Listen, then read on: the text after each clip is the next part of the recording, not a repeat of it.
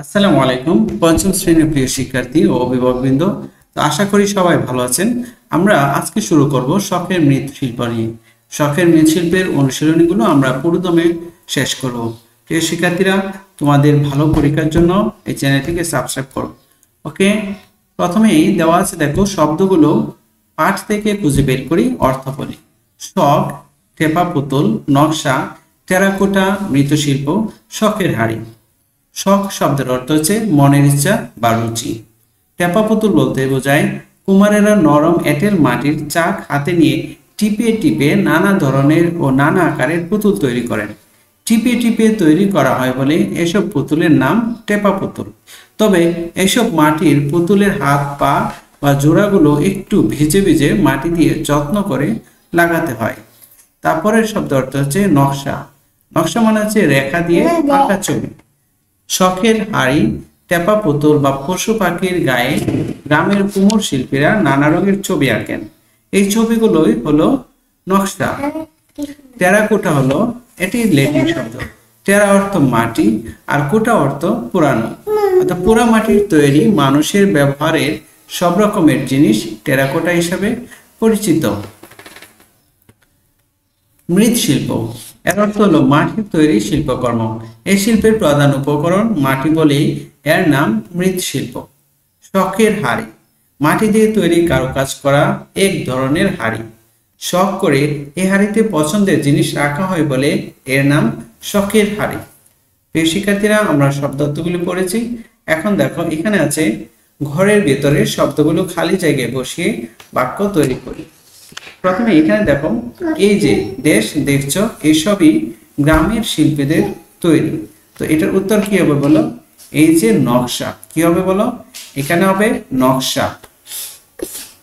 ওকে, তাহলে আমরা এখানে কি বসাবো? নকশা বসাবো। ওকে, তারপরে আছে মাটির পুতুল জমানো আমার একটি কি শখ। আমার একটি শখ, তাহলে এই খালি জায়গায় আমরা বসাবো কি? শখ লিখবো। এই যে শখ, এটা আমরা এখানে লিখবো। ওকে, ঠিক একইভাবে মাটির তৈরি শিল্পকর্মকে কি বলে? মৃৎশিল্প বলে। এটা তোমরা এখানে লিখতে পারবো না। এই যে মৃৎশিল্প, এখানে তুমি মৃৎশিল্প লিখে দিবা। আমরা মেলা থেকে অনেক ড্যাশ কিনলাম। কি কিনলাম? টেপা পুতুল কিনলাম। তো প্রিয় শিক্ষার্থীর গ নাম্বার, এখানে আমরা কি লিখবো? টেপা পুতুল লিখবো। ওকে, নাম্বার আছে ঠিক উত্তরটিতে ঠিক চিহ্ন দিই। কখন আনন্দপুরে কখন মেলা বসে? 16ই ডিসেম্বর, পহেলা বৈশাখ, 21শে ফেব্রুয়ারি, বলি খেলার সময়। প্রিয় শিক্ষার্থীরা, এটার উত্তর হবে কি? পহেলা বৈশাখ। তারপরে আছে ঘ নম্বর, মামার ব্যাগে কি কি থাকে? কি কি থাকে? রং তুলি আর বাঁশি। ঘ নম্বর হচ্ছে মৃৎশিল্পের প্রাচীন উপাদান হচ্ছে, অর্থাৎ মাটি তৈরি যে শিল্প, এই শিল্পের প্রাচীন মানে প্রধান উপাদান কি? প্রধান উপাদান হচ্ছে মাটি। ঘতে আছে আমাদের সবচেয়ে প্রাচীন শিল্প হচ্ছে চারুশিল্প, মাটির তৈরি শিল্প, কারুশিল্প, দারুশিল্প। উত্তর হলো মৃৎশিল্প বা মাটির তৈরি শিল্প। প্রিয় শিক্ষার্থীরা, 5 নম্বরে হচ্ছে কুমোর সম্প্রদায় কিসের কাজ করেন? কুমোর সম্প্রদায় বাঁশের কাজ করেন, কাঠের কাজ করেন, পাকা বাড়ির কাজ, মাটির কাজ। উত্তর হবে মাটির কাজ করেন।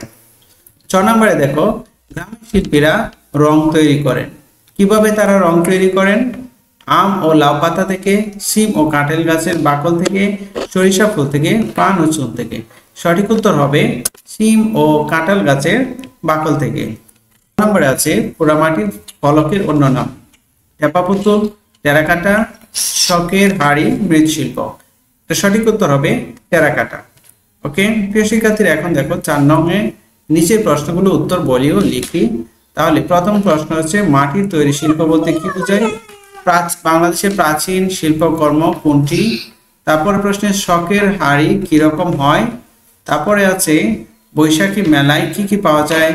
ওতে আছে কয়েকটি মৃৎশিল্পের নাম বলি। টেরাকোটা কি? 6 হলো বাংলাদেশের কোথায় পোড়ামাটির প্রাচীন শিল্প দেখতে পাওয়া যায়? বর্গীয় হলো মাটির শিল্প কেন আমাদের ঐতিহ্য গৌরবের বিষয়। প্রিয় শিক্ষার্থীরা, এটা প্রথম প্রশ্নের উত্তর হবে, অর্থাৎ প্রথম প্রশ্নটা হচ্ছে মাটির শিল্প বলতে কি বোঝায়।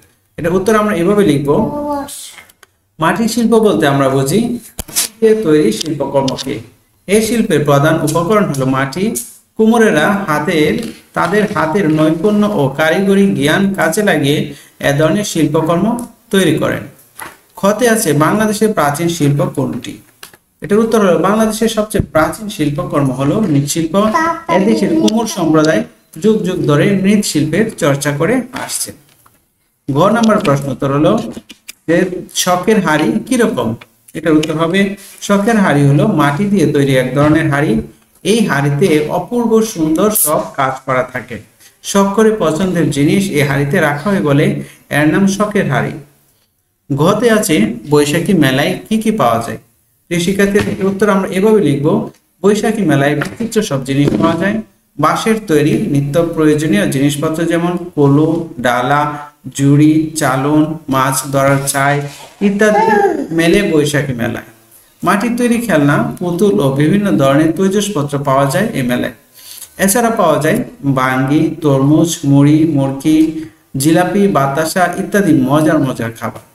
প্রিয় শিক্ষার্থীরা, 9 নম্বর প্রশ্নটি হচ্ছে কয়েকটি মৃৎ শিল্পের নাম বল, অর্থাৎ মাটি দিয়ে তৈরি শিল্পের নাম বলি। এটার উত্তর আমরা লিখব, আমাদের দেশে কুমোরেরা নানা ধরনের মৃৎশিল্প তৈরি করেন। সেগুলোর মধ্যে রয়েছে মাটির হাড়ি, কলস, সরা, বাসনকোসন, পেয়ালা, সুরাই, মটকা, জালা, পিঠা তৈরির সাজ, নানা ধরনের খেলনা, টেরাকোটা ইত্যাদি। এখন টেরাকোটা কি? টেরাকোটা একটা ল্যাটিন শব্দ। টেরা অর্থ মাটি আর কোটা অর্থ হলো পুরানো।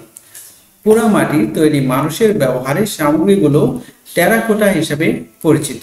নকশা করা মাটির ফলক, ইটের মতো পুড়িয়ে এই শিল্পকর্ম তৈরি করা হয়। টেরাকোটা বাংলাদেশের প্রাচীন মৃৎশিল্প। 6 নম্বরে আছে বাংলাদেশের কোথায় পোড়ামাটির প্রাচীন শিল্প দেখতে পাওয়া যায়? এটা উত্তর হবে বাংলাদেশের বিভিন্ন জায়গায় পোড়ামাটির প্রাচীন শিল্প দেখতে পাওয়া যায়। শালবন বিহার, মহাস্থানগড়, পাহাড়পুরের সোমপুর বিহার ও দিনাজপুরের কান্তজির মন্দির টেরাকোটার কাজ রয়েছে। প্রিয় শিক্ষার্থীরা, বর্গীয় জ নম্বরে আছে মাটির শিল্প কেন আমাদের ঐতিহ্য গৌরবের বিষয়? এটা উত্তর আমরা এভাবে লিখব, আমাদের কুমোর সম্প্রদায় যুগ যুগ ধরে এ দেশের প্রাচীনতম শিল্পটিকে বহন করে চলেছেন। মাটির তৈরি নানা শিল্পকর্মে আমাদের দেশের ঐতিহ্যের ছাপ লক্ষ্য করা যায়। পোড়ামাটির শিল্প বা টেরাকোটা গুলোতেও দেখা যায় অপূর্ব সুন্দর কারুকার্য। এদেশের মানুষের মন, যে শিল্পীর মন আমাদের মৃৎশিল্প সে পরিচয় বহন করে। বিভিন্ন ঐতিহাসিক স্থাপনাগুলোতেও দেখা যায় মৃৎশিল্পের চমৎকার সব নিদর্শন। এগুলো আমাদের সভ্যতার ইতিহাসকে তুলে ধরে। মৃৎশিল্প তাই আমাদের ঐতিহ্য ও গৌরবের বিষয়। প্রিয় শিক্ষার্থীরা, 7 নম্বরে আছে বাংলাদেশের প্রাচীন স্থাপত্যগুলোকে চিন। দেখো, প্রাচীন স্থাপত্যগুলির মধ্যে আছে কান্তজির মন্দির। কান্তজির মন্দির 1952 খ্রিস্টাব্দে মহারাজ রামনাথ রায় দিনাজপুরের কান্তজিও মন্দির নির্মাণ করেন। এই মন্দিরের গায়ে রয়েছে অপূর্ব সুন্দর টেরাকোটা।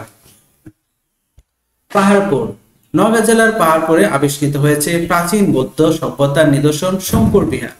এগুলো 8ম শতকের নিদর্শন, আজ থেকে প্রায় 1200 বছর আগের তৈরি। ওকে প্রিয় শিক্ষার্থীরা, আমরা তাহলে এই অধ্যায়টি পুরোপুরি শেষ করেছি। তো পরবর্তী ভিডিও পেতে চ্যানেলটি সাবস্ক্রাইব করো। তো সেই পর্যন্ত সবাই ভালো থেকো। আল্লাহ হাফেজ।